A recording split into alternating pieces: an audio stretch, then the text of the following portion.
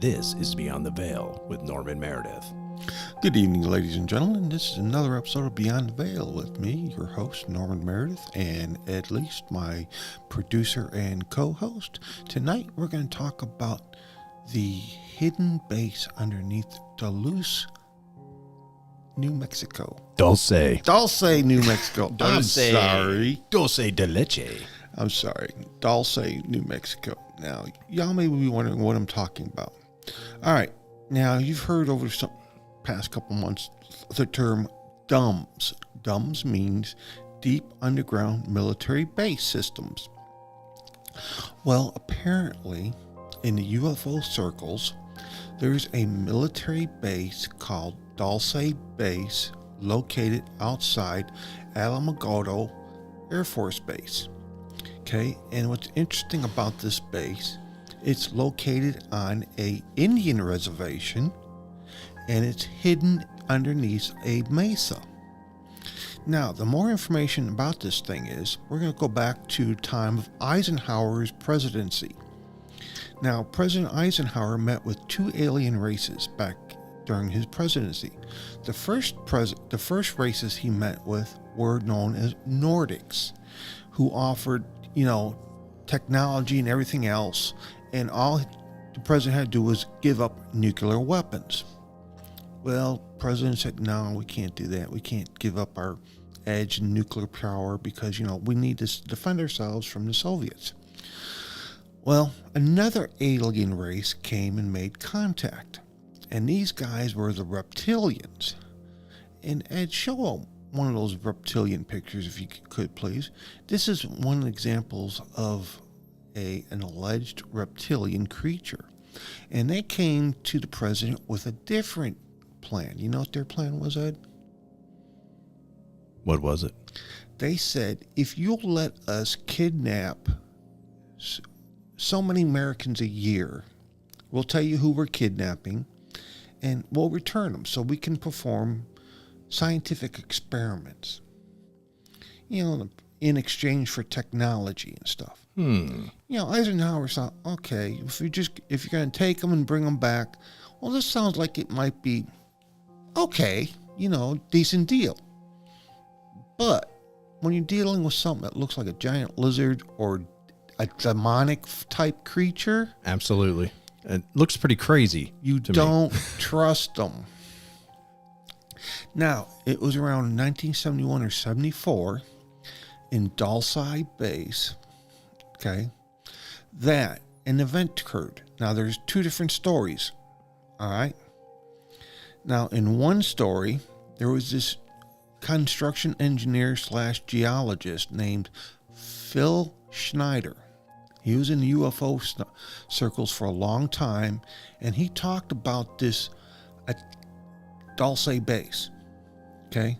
Mm-hmm. They were building a DUMBs facility, again, for some reason, on this location in the reservation area. And what they're doing, they were drilling down this large borehole when all of a sudden, according to the story, it hit a open void. Well, according to Schneider, he said, this is impossible. So for some reason, they had a large contingent of special forces and rangers at this location.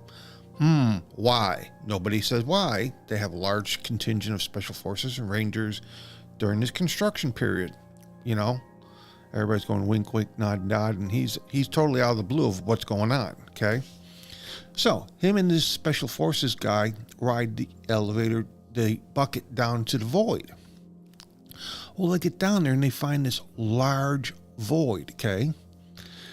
And, they start looking around, and out of the blue, these giant reptilian creatures or aliens appear, and they start fussing and cussing and saying, hey, you ain't supposed to be here, blah, blah, blah. And one of them, the special forces guy looks at him and draws, moves his weapon toward him, and next thing you know, the firefight starts. Okay, more special forces, rangers come down the tunnel, down the borehole, and Phil Schneider gets wounded. He loses a couple fingers on his left hand. He's got a bad wound across his abdomen. Special Forces Rangers are dying. One of them takes his dying last breath is to throw Snyder back onto the crane bucket and sends him back up top to the earth, back up ground. Now that's the first story, okay, that they secretly found a secret reptilian base here. That's the first story. Now, the second story is Delta Force has already been established. After the Carter fiasco, that's when Delta Force came in a bit. Right. Now, there's a secret DUMS facility that is being run by both the reptilians and the humans. Now, bring up that photo of the underground base again. All right. Now, accordingly, there's multiple levels similar to this, and the bottom 3 or 4 levels was committed solely to the reptilians and their research. The humans were not allowed down to that level. The upper levels was co-coordinated research. The humans and the reptilians shared work up there, but the bottom 3 or 4 levels were strictly the reptilians. Nobody was allowed down there. Now, there was factions, believe it or not, within the humans. Humans that didn't agree with what was going on with what the reptilians are doing, and those humans that were pro-reptilians, oh yeah, we got to stay with them and, support their research and all that. Well, supposedly one of the security officers accidentally went down to the third or fourth levels. All right. And what he found started a war. He found down there humans in cages, and in some cases laying on autopsy tables, still alive and being mutilated. And when he found this, he went back up to the human levels and notified the good humans, and said, "Hey, our people are being tortured down there, bred in horrible experimentation is," and this brought, so the good human commander contacted for reinforcements, and they went down there guns blazing, and this started a war that went badly for the humans, because we didn't have defensive shields, we didn't have laser weapons, and supposedly over 200 soldiers were killed in this battle, human technicians and everything, because the reptilians had the upper hand. And that the reptilians were not abiding by the treaty, because apparently they were grabbing more humans than they were supposed to be grabbing, and then keeping them instead of returning them like they were supposed to be doing.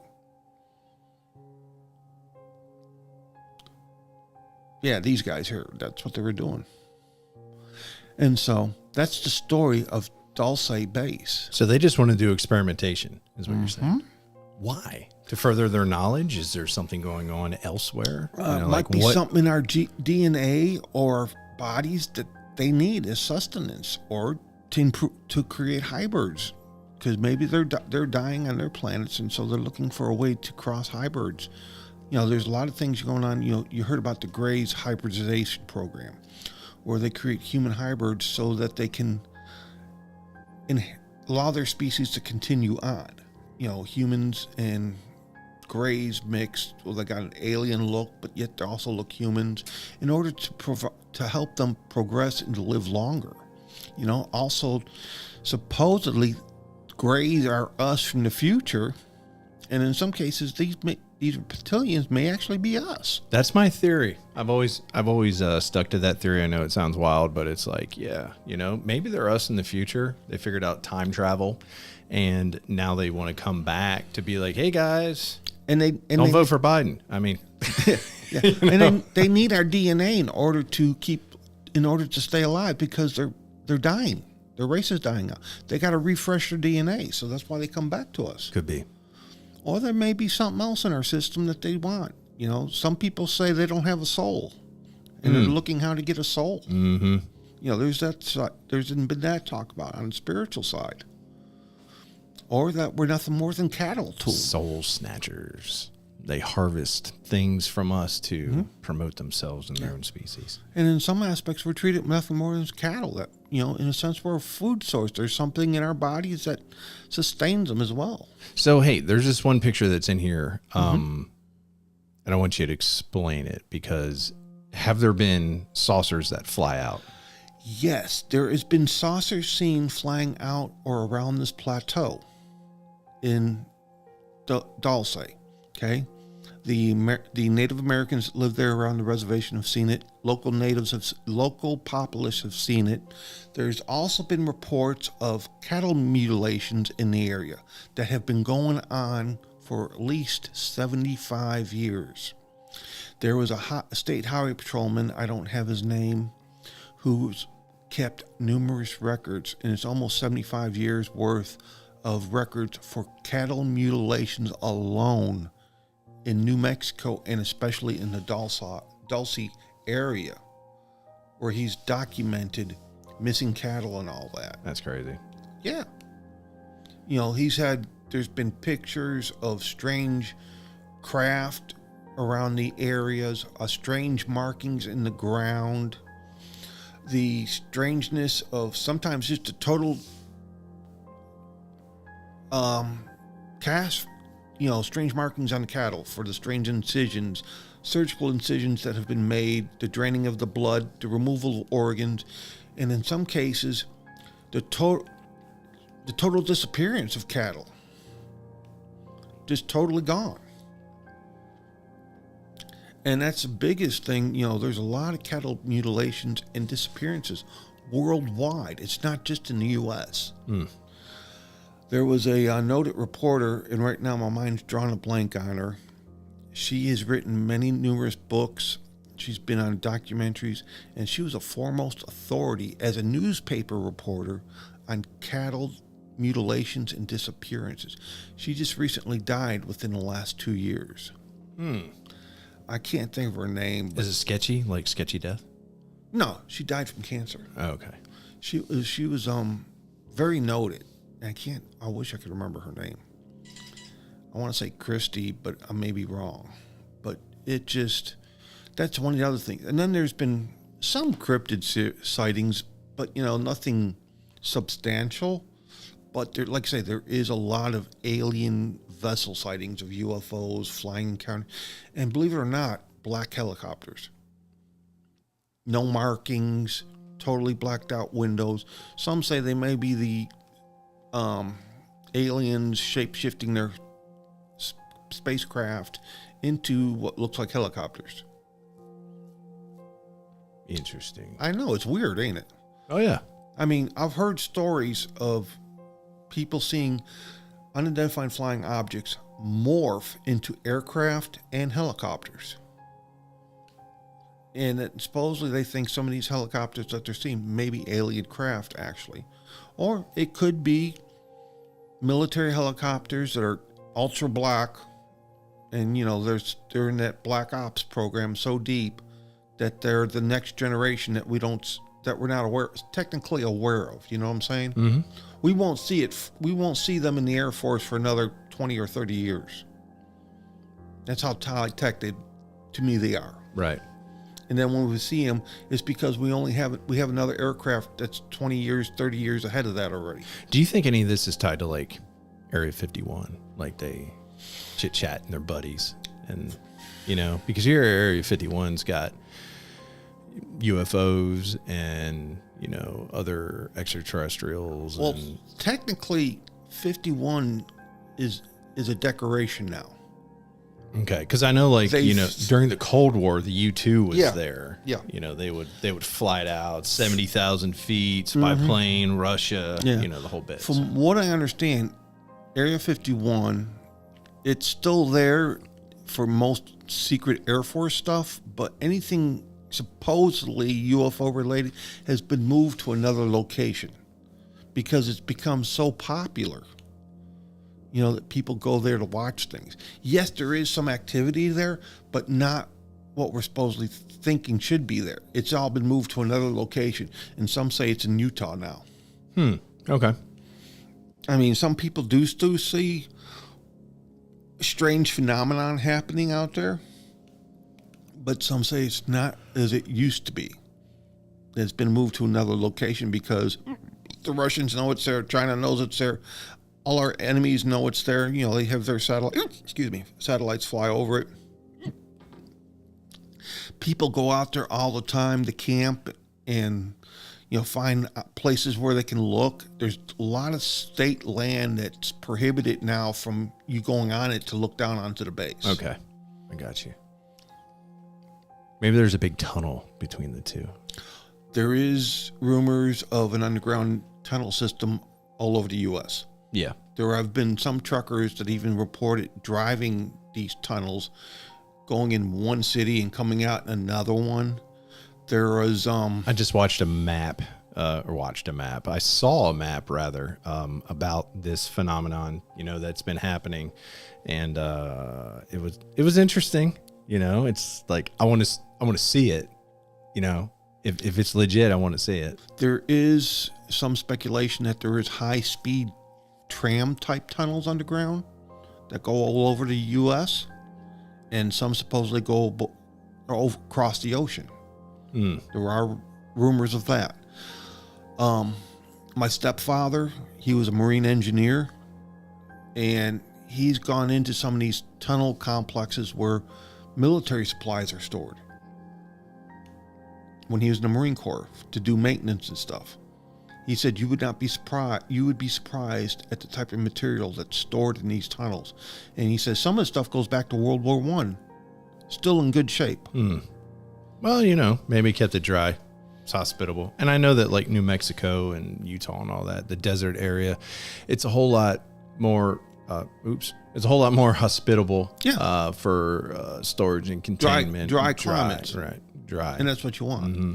And then you go down deeper, especially like salt caverns and stays stuff. cooler too. You know, you don't want the heat and moisture. It's going to eat everything up. So.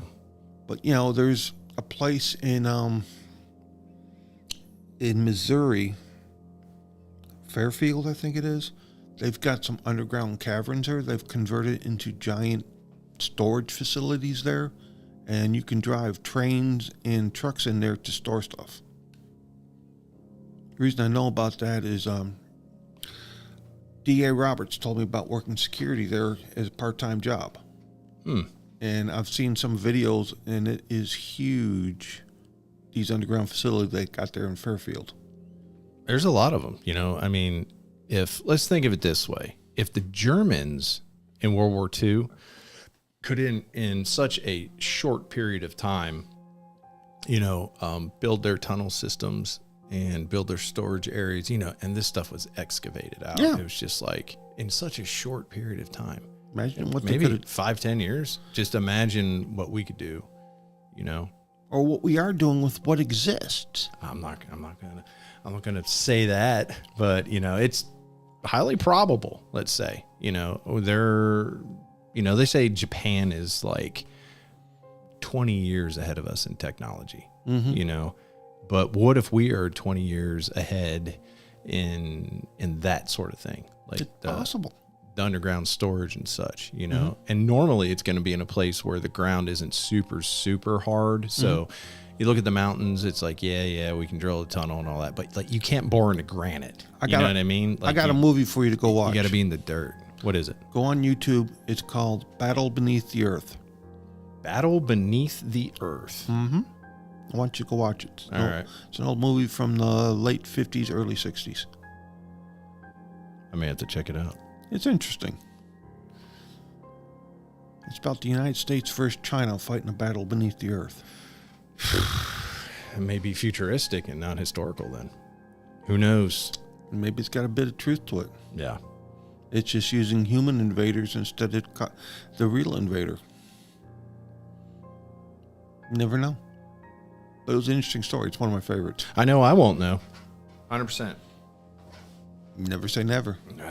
I don't plan on speaking Mandarin anytime soon. Well, one day both of us might get accidentally napped and shown up something and then return to our place. It's possible. I don't doubt it anymore, you know. You know, we might get shown something one day and then told never to say anything about it. you know? All right, folks, I hope you enjoyed the brief story that we talked about Dulce Base. I hope y'all come up with some ideas. And Christmas is coming up, so hope you all start getting your presents ready for everybody. Be safe, be sound. We got some bad weather coming, so everybody please be careful, drive safely, and look out for your friends and family. So this is Ed and I signing off from Pickens, South Carolina with another episode of Beyond the Veil.